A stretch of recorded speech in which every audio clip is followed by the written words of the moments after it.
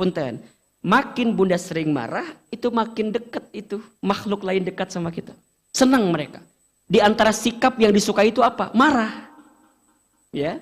Karena kan marah itu identik dengan api kan. Sesuatu yang meningkat bagi kita. Nah sekarang gimana caranya kita bisa menahan marah? Ada 5 sikap kalau bunda lagi kesal agar kita bisa menahan marah-marah itu. Yang pertama, kalau bunda pas lagi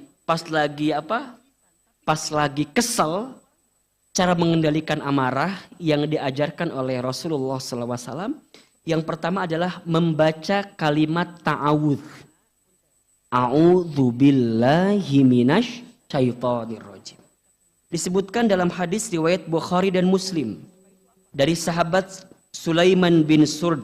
Beliau menceritakan, suatu hari saya duduk bersama Rasulullah SAW. Ketika itu ada 2 orang yang saling memaki. Salah satunya telah merah wajahnya dan urat lehernya memuncak. Jadi ada 2 orang yang saling memaki. Nah, salah satunya itu udah kesel banget gitu. Wajahnya sudah merah, uratnya tuh udah rantang gitu. Kan kalau orang lagi marah tuh urat lehernya tuh rantang gitu ya. Nah, kemudian Rasul bersabda, sungguh saya mengetahui ada satu kalimat.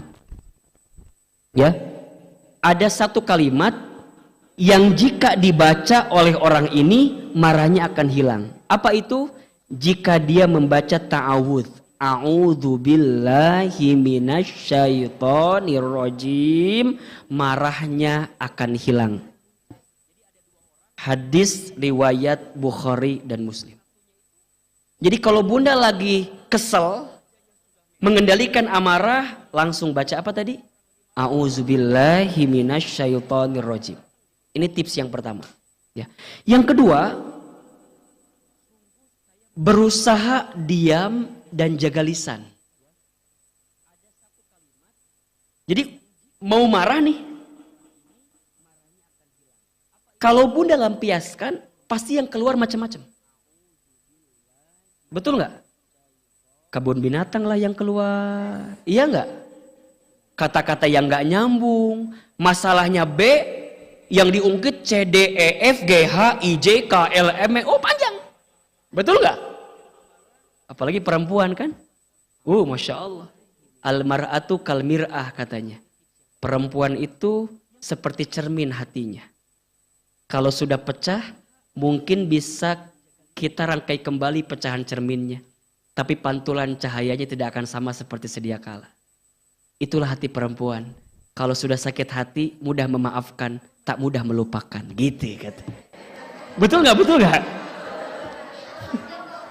Jangan minta diulangi lagi nya. Pohodehi ahilman. Itu hari Selasa depan itu ya. Jadi kumaha bunda, daripada bunda melampiaskan marah, ujungnya jadi panjang kemana-mana, lebih baik apa? Diam, jeda sedikit, jaga lisan.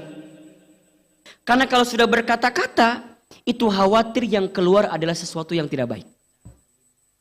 Tidak baik. Contoh, kan kadang-kadang kita nih punten ya, suami kita pulang dari kantor. Kita bikinin apa? Kopi, teh, atau apalah gitu. Tiba-tiba kopi, teh, kurang gula. Jadi pahit rasanya. Set. Suami kita marah. Coba, kalau suami kita marah, respon kita apa? Kamu mahnya nyun kopi teh tuh bisa, gula ge kurang. Nah, yang terbaik apa sikapnya? Jangan ngomong, ambil kopinya, tambahin lagi apa? Gula plus apa? Sianida. Diracun ya mah sarua.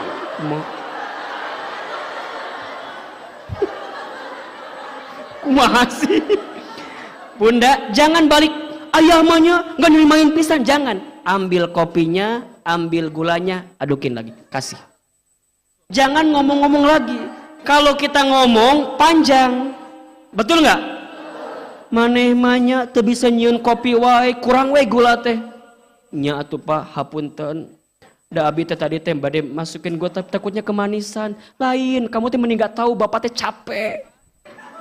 pergi dari pagi, pulang udah malam gini, ke rumah dikasih wah, ibu digituin capek nggak? Emang mama itu capek pak. Udahlah, nges apa lah Hilman mah. Suami kita bicaranya nggak ada ekspresi, biasa we gitu lempang kan. Tuh bisa nyun kopi wae kieu mah kieu. Gitu kalau suami kita. Kalau kita emang mama tuh capek. Pak, mama gak capek pak. Mama teh ti isuk nepi ka ayeuna can pisan selonjoran teh pak. Teu bisa ngurus budak 3. Nu hiji bisul. Ekspresif kalau menceritakan penderitaan kita teh. Ujungnya ditambah deui. Bapak apal teu? Budak urang teh bisul gara-gara saha coba? Gara-gara bapak kolotna bisul wae kabeh. Jadi ngomongkeun kolot bapak urang cenah. Cek suami kita teh, nah ari mama ngomongkeun kolot urang kana bisul-bisul. Panjang kemana-mana tah. Masya Allah bunda. Kalau sudah gutreng gitu, apa coba? Marah kan ujungnya. Nges lah, ari gitu mah atuh. Nges we. Sakit kan. Pulangkan saja. Nyanyi ujungnya kan. Udah, ujungnya apa? Udahlah kalau gitu mah. Nges, pisah ujungnya coba. Pas pisah lama-lama meureun suami teh kan sorangan di imah mah. Kumaha meureun sepinya? Sepi ya Allah. Datang ke rumah kita yang sama ibu kita itu ditanya, Bu, iya Pak, iya. Lilisnya ada. Ngaranna Lilis ngarananya. Isna teh Lilis ngaranna teh. Lilisnya ada. Udin, suamina Udin ngaranna. Dipanggil lah, Lisnya. Ya aya Udin, suamina datang. Cek Udin teh. Mah, kan manggil masih kene mamanya. Mamana budak maksudna teh. Ma, hayu atuh orang balik deui ka rumah. Hapuntennya kamari bapak teh keasupan setan. Cek si Lilis teh, "Heuh da maneh setana." jadi marah deui. Ampunten atunya, yuk enak orang uih deui we cenah. Orang deui ngabangun rumah tangga deui, baik-baik lagi. Kan gitu. Cek Lilis teh, daripada dilanjutkan mending nyanyi deui cenah. Tajam-tajam kata-katamu. Wah, kita nyanyi. Kesal kan? Sesorangan, baru mikir kan? Baru sekarang. Oh aku rasakan tak ada istri. Rasanya. Ya. Masya Allah. Jangan marah. Sesuatu yang dimulai dengan marah pasti jadi berantakan. Betul nggak? Jadi gimana sikap yang kedua? Diam dan jaga lisan. Rasul mengajarkan kepada kita diam dan jaga lisan. Dari Ibnu Abbas, Rasulullah SAW bersabda, jika kalian marah, diamlah. Hadis riwayat Ahmad. Diam, ya. Rasulullah juga mengingatkan, sesungguhnya ada hamba yang mengucapkan satu kalimat yang dia tidak terlalu memikirkan dampaknya karena lagi marah, ya, karena lagi marah ngomongnya kemana-mana. Apa yang terjadi? Namun menggelincirkannya ke neraka yang dalamnya sejauh timur dan barat. Gara-gara lagi marah, ngomongnya macam-macam, ujungnya omongan yang tidak terjaga ketika marah itu menjadi apa? Menggelincirkannya ke dalam siksa api neraka yang dalamnya timur ke barat. Jadi gimana? Kul khairan au liyasmut. Katakan yang baik atau diam. Diam. Bismillah, diam aja. Tapi udah kesel Ustaz kumaha ieu teh. Kalem heula. Baru yang ketiga. Nah, apa yang ketiga tipsnya? Mengambil posisi lebih rendah. Jadi kalau bunda lagi marah, berdiri. Jadi gimana setelah itu? Duduk. Duduk masih kene marah. Kumaha? Berbaring. Sare. Tidur. Kita harus mengistirahatkan sejenak pikiran kita. Biar nggak marah. Kadang kita ini butuh waktu jeda gitu ya bunda. Tidak semua hal kudu diselesaikan di saat itu. Khawatir emosi kita nggak stabil. Ujungnya yang keluar apa? Kata-kata yang buruk. Contoh, bunda teh lihat handphone suami. Sep. Tiba-tiba ada WA Mona. Iya Mona. Sok bunda punten. Bunda baca kan WA kelihatan kan dari ininya ya. Mona. Coba. Kalau bunda kesel, marah kan bisa jadi macam-macam. Handphonenya diambil, dibalangkan padahal kan candona cicilanna ieu teh. Curhat ya baca. Dilempar. Coba. Suami pulang dari kamar, keluar dari kamar nanya, "Mana handphone papa?" Apa jawaban ibu? Kadang-kadang kita pura-pura amnesia teh ya kan. Handphone mana ya? Padahal kita tuh kesal. Tiba-tiba ujungnya apa coba? Ngobrol kan lagi makan. Mana ya HP papa? Cek mama teh nanya, "Pak, Mona saha Mona eta?" Padahal kita nggak tahu Mona teh siapa. Udah marah kita bilang sama suami kita, "Pak, puntennya, ku mama dibalangkeun handphone teh. Kamana kasusukan?" Kesel, eta Mona saha? Ternyata selama ini papa teh bermain di belakang mama. Wah, da eta teh nonton wae azab jadi gitu orang teh. Jadi langsung kebawa dalam suasana kita. Tontonan azab di dia teh. Jadi gitu. Padahal punten, pas ditanya, "Mama tahu nggak Mona teh siapa?" Nama lengkapnya Mona Rudin, laki-laki. Ternyata Mona itu mama tahu nggak? Mona teh sales mobil. Emang kumaha gitu? Kan mama teh kemarin minta. Kan kemarin teh mama minta mobil baru. Jadi papa teh lagi nego harga dengan Mona itu teh. Buat ulang tahun mama. Coba. Bohong tuh mama. Nah, bunda mah gitu. Nges bohong, bapak bohong. Ulah gitu. Buah-buah bener. Ternyata bener. Si Mona teh sales mobil. Suami kita lagi negosiasi harga buat ngasih surprise sama kita. Kaduhung tuh. Kaduhung. Dan kita menyimpulkan di waktu yang cepat. Padahal kita belum tahu apa ceritanya. Makanya bunda, lamun teu apal, urang guru ulah gurung gusuh wae. Kalau kita belum tahu, jangan menyimpulkan sesuatu yang kita belum tahu. Karena kadang-kadang sesuatu itu kita belum tahu, kesimpulannya salah, tindakannya salah, sikapnya salah, ujungnya merugikan bagi kita. Tahan marahnya, kalem heula. Reka mana atuh kalem we. Buru-buru, gungsuh, marah terus. Tahan. Ya. Kalau kita lagi marah, lagi berdiri apa? Duduk. Kalau masih marah, berbaring, tidurin. Kita lebih bisa menenangkan diri saat itu. Karena kalau kita lagi berdiri, dia juga berdiri, makin marah. Makanya punten ya, bunda sayang yang sering marah-marah sama anaknya nih. Ada di sini yang suka marah sama anaknya?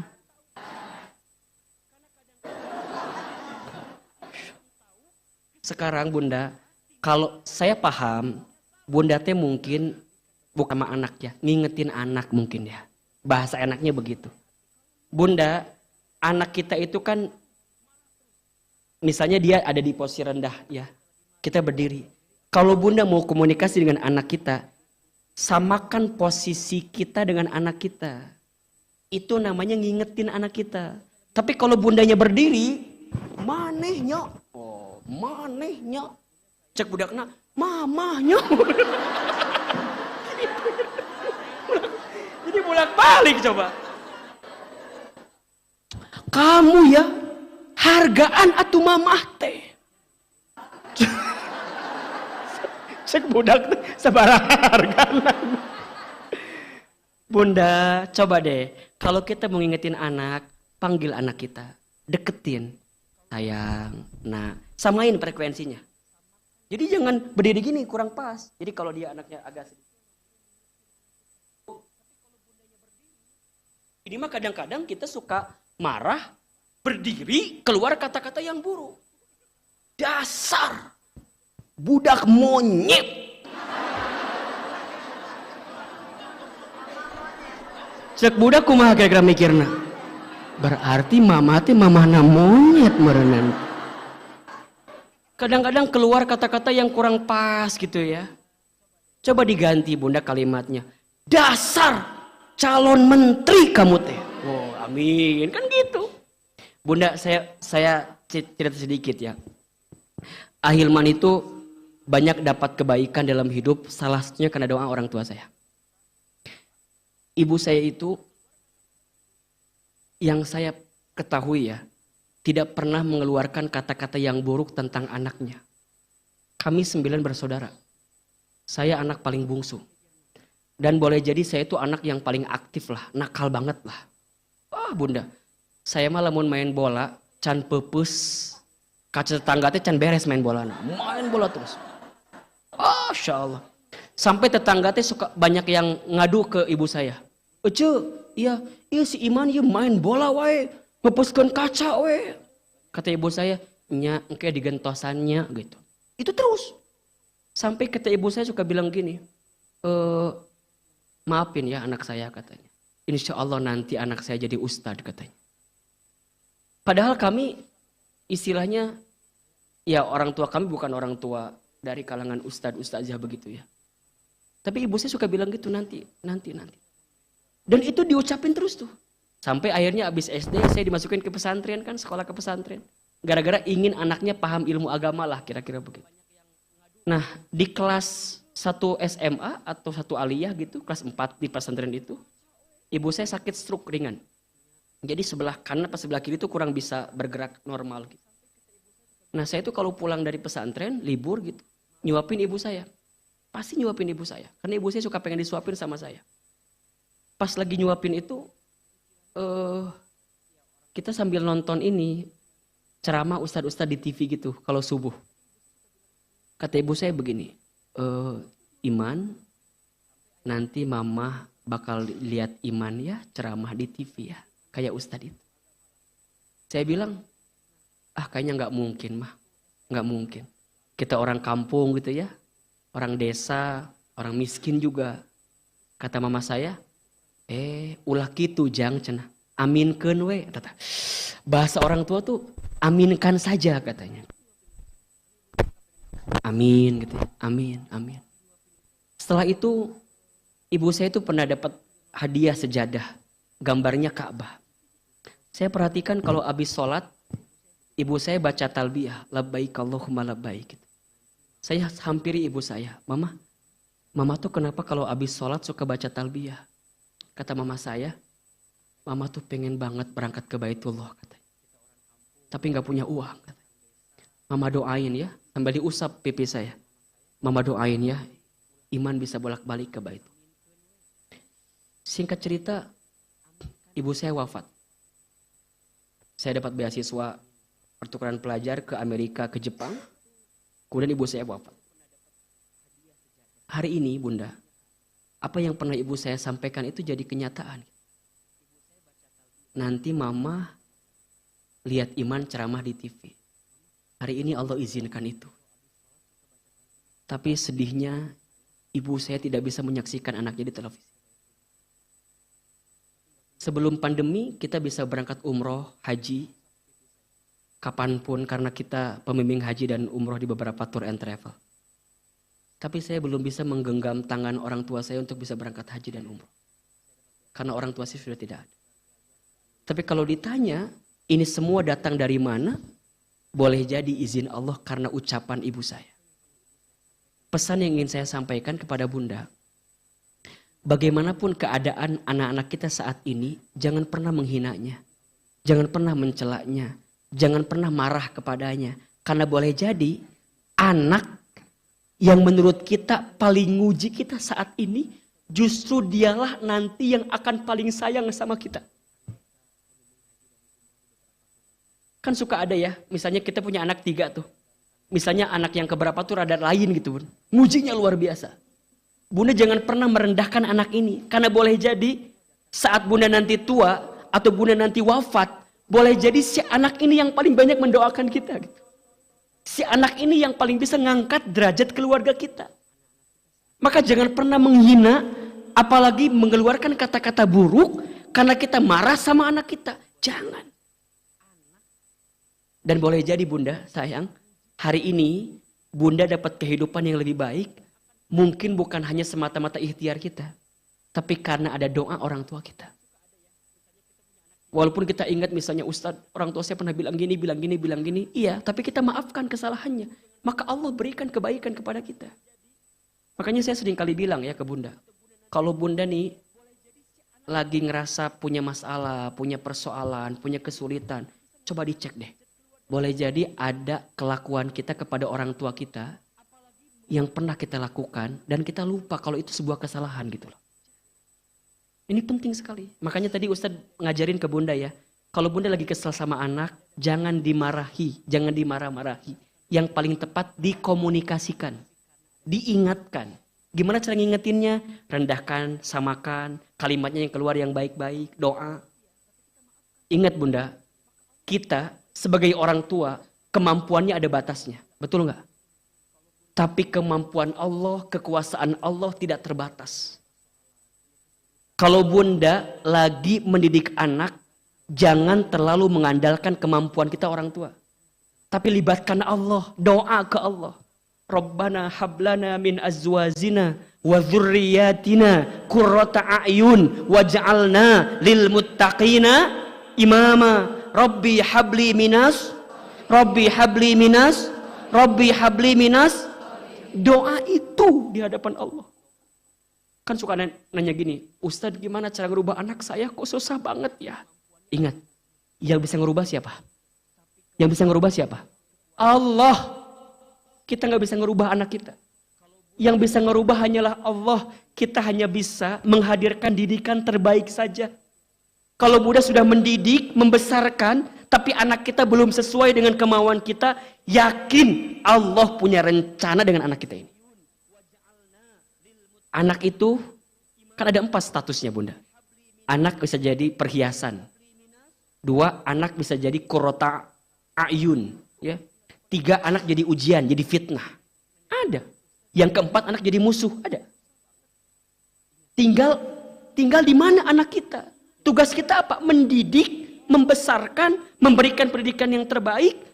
Kita serahkan kepada Allah tentang anak kita. Maka doakan.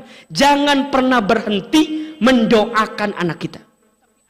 Sekali saja orang tua berhenti mendoakan anaknya, maka khawatir akan banyak kebaikan yang tak datang kepadanya. Maka yang namanya anak juga sama. Kalau sama orang tua, gak usah banyak minta macam-macam. Minta Ma, doain ya. Pa, doain ya. Makanya kalau kita kehilangan orang tua itu, yang paling sedih itu bukan karena kehilangan fisiknya. Di antaranya yang paling sedih kehilangan doa-doa ajaibnya gitu. Doa-doa terbaik dari orang tua kita kepada kita. Maka ingat ya, kalau kita lagi marah, yang pertama apa tadi? Baca ta'awud. Yang kedua, diam, jaga lisan. Yang ketiga, ambil posisi lebih rendah. Kalau lagi berdiri, duduk. Kalau sedang duduk, oke. Yang keempat, ambil air wudhu, kemudian sholat. Ambil air wudhu, tenangkan dengan air wudhu. Ya. Bunda, coba diperhatikan. Wudhu itu, kalau kita lihat bagian tubuh yang kena air, itu hampir semua bagian tubuh yang paling banyak berbuat dosa kan ya. Yang pertama apa dulu? Telapak tangan. Ya, dosa dari telapak tangan banyak gak kira-kira? Kemudian apa lagi? Kumur mulut-mulut, bicara kotor, fitnah, sumpah serapah, gibah, iya gak? Kemudian apa lagi? Hidung. Kemudian apa lagi? Wajah. Bagian mata juga sama dikucek-kucek. Ingat, boleh jadi mata kita sering ngelihat yang buruk-buruk dan segala macam. Kemudian tangan, kan gitu. Kemudian kepala, telinga, kan gitu. Kemudian kaki. Wudu itu tanpa disadari adalah cara kita membersihkan dosa-dosa kita. Makanya orang yang sering jaga wudu nih, batal wudu lagi, batal wudu lagi, batal wudu lagi. Maka Allah jaga dirupnya. Allah jaga dirinya. Nah bunda bisa amalkan itu. Kalau bunda lagi kesel, lagi sebel, langsung ke kamar mandi, ambil air wudhu. Ambil air wudhu. Nah yang kelima, bunda ingat-ingat pahala yang Allah siapkan untuk kita yang pandai menahan marah. Ya. Jadi setelah bunda air wudhu udah tenang, bunda ingat-ingat, kalau aku marah, aku kehilangan kesempatan ini, itu yang Allah siapkan bagi kita. Insya Allah bunda, insya Allah. Ya, kalau kita bisa mengamalkan itu, maka kita akan menjadi pribadi yang pandai menahan marah. Ingat, orang yang pandai menahan marah itu, Allah golongkan menjadi orang yang bertakwa. Allah ampuni dosanya. Allah hadiahkan surga. Allah mencintainya. Dan Allah berikan ketenangan kepadanya. Insya Allah. Mudah-mudahan sepulang dari sini jangan marah-marah lagi ya. Siap? Siap?